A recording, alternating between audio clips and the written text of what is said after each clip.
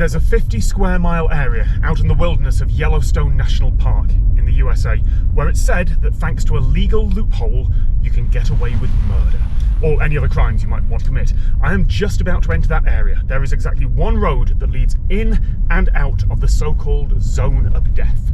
And before I came here, I talked to the person who discovered the zone. My point in talking about it whenever I do is not to encourage people to do this or to say, oh, it's great that people can get away with murder. Point is, I think they should fix it. That's Brian Colt, the law professor who discovered the loophole in 2005 and wrote a law journal article about it. And yes, he was the one who nicknamed it the Zone of Death. Most accounts have gotten important parts of it wrong. There are a lot of limitations and a lot of caveats. Technicalities really matter here. And I like technicalities, so I'm going to explain this as fast as I can. Stay with me. First, if you commit a crime in the United States, you can usually be prosecuted either by the state or by the federal government, the one that's in charge of the whole country. But Yellowstone National Park is special. Within its borders, only the federal government can prosecute.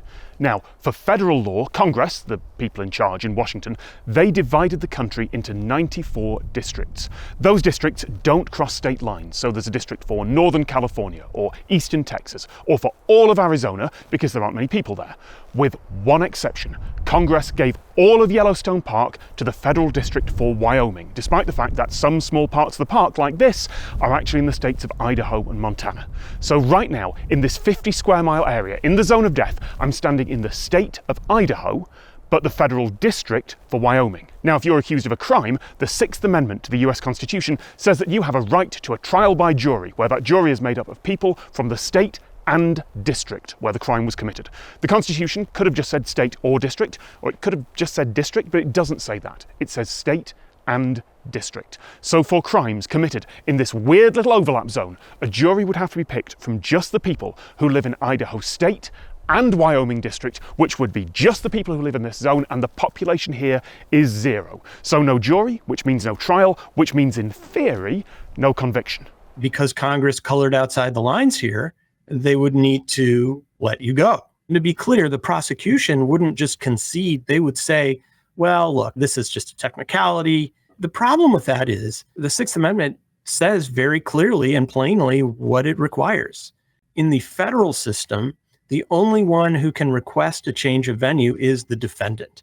And that's not going to happen. So this is not a place where crime is legal. The law still applies here. I'm not stupid enough to try and test it by committing a felony here. Apologies if you thought I was that stupid. I'm on YouTube after all. But if I did that, I would still be arrested. I would still be put on trial. Something like that has happened up in the Montana portion of the park north of here. A few people do live in that section, so it's not literally impossible to put a jury together, but there's probably not enough people to make up an impartial jury to the standards needed. There was this guy some years back who poached an elk. The public defender said, well, look, the Constitution says the jurors have to be from the Montana portion of the park. And the judge, he said, well, yeah, that's what the Sixth Amendment says, but if I followed that, then I'd have to let him go. And I can't just let him go. I'm paraphrasing here, but there wasn't any additional legal reasoning. The legal histories of almost every country are littered with examples of people finding a way to bend the rules. A judge can sometimes just decide to do things their way, either for good or ill. In that case in Montana, the judge did just that. Well, the prosecutors didn't want him to appeal this. They said, look, if you plead guilty, we'll let you get a reduced sentence. But one of the conditions of this is you don't appeal the Zone of Death issue. And he took the deal. So there's clearly some reason for lawmakers to worry about the zone. But if you were planning to do something terrible here, you'd also have to make sure you committed only the one crime and only here, which it turns out is really difficult. There's also the possibility of being prosecuted somewhere else for conspiracy, wire fraud, or firearms violations, or any of those things. And there's also civil liability. You get sued for anything you might do there. It would be very easy to fix. All Congress has to do is pass a statute that says the District of Wyoming is Wyoming. They could do that in 5 minutes if they wanted to. I did ask the obvious question, has Professor Colt ever visited here? And he said, well, there's this book where the Zone of Death is part of the plot. I actually bought a copy and was going to bring it out there. It's on my desk in my hotel room because I forgot it. Anyway, they flew him out to the central parts of Yellowstone, the parts that are actually in Wyoming, the pretty bits, to do some media interviews. Someone said, do you guys want to go out to the Idaho portion for a photo op. And I said, hell no, I am not going to tempt the forces of irony like that. So let's say the worst happens. Someone comes out here, commits a crime in the zone. As far as we know, it's never been done, but what does Professor Colt think would happen? The U.S. Attorney's Office in Wyoming is not just going to roll over, but people are let go on technicalities from time to time. And this one, at least, is actually in the Constitution in black and white.